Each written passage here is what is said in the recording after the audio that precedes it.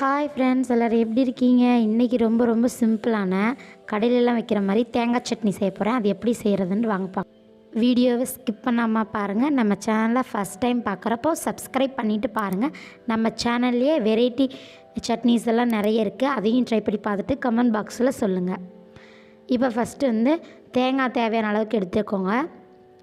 திருவி வேணால் திருவி கூட எடுத்துக்கோங்க. பச்சை மிளகாய், இஞ்சி, பூண்டு, கருவேப்பிலை, பொட்டுக்கடலை இப்போ போட்டு இது எல்லாமே மிக்ஸி ஜாரில் மாற்றிக்கலாம். நல்லா டேஸ்ட்டாக இருக்கும். கடையில் இருக்கிற மாதிரி பொட்டுக்கடலை, பச்சை மிளகா, உங்களுக்கு காரத்துக்கு ஏற்ற மாதிரி பச்சை மிளகா சேர்த்துக்கோங்க.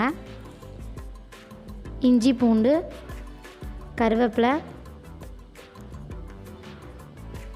உப்பு இதெல்லாம் போட்டு நான் இதெல்லாம் இதை விட இன்னும் முந்திரி பருப்பு போடுங்க. அப்போ இந்த கடையில் இருக்கிறத விட அவ்வளோ டேஸ்ட்டாக இருக்கும். இப்போ போட்டு இதை நம்ம அரைச்சி எடுத்துக்கலாம். இப்போ நம்ம தாளிக்கலாம். எண்ணெய் 1 ஸ்பூன் ஊற்றிருக்கேன். கடுகு, இதில் ரொம்ப இதானது என்னென்னா வெங்காயம் போடுங்க. அப்போ தான் நல்ல ஃப்ளேவர் நல்லாயிருக்கும், டேஸ்ட்டும் நல்லாயிருக்கும். இப்போ வரமிளகா, ஒரு 3 வரமிளகா நான் கிள்ளி போட்டிருக்கேன். அது எண்ணெயில் நல்லா வறுத்தா தான் அந்த ஃப்ளேவர் நல்லா இறங்கும். கருவேப்பிலை போட்டு நல்லா வதக்கி விடுங்க. இப்போ நம்ம அதை ஆல்ரெடி அரைச்சி வச்சாச்சு.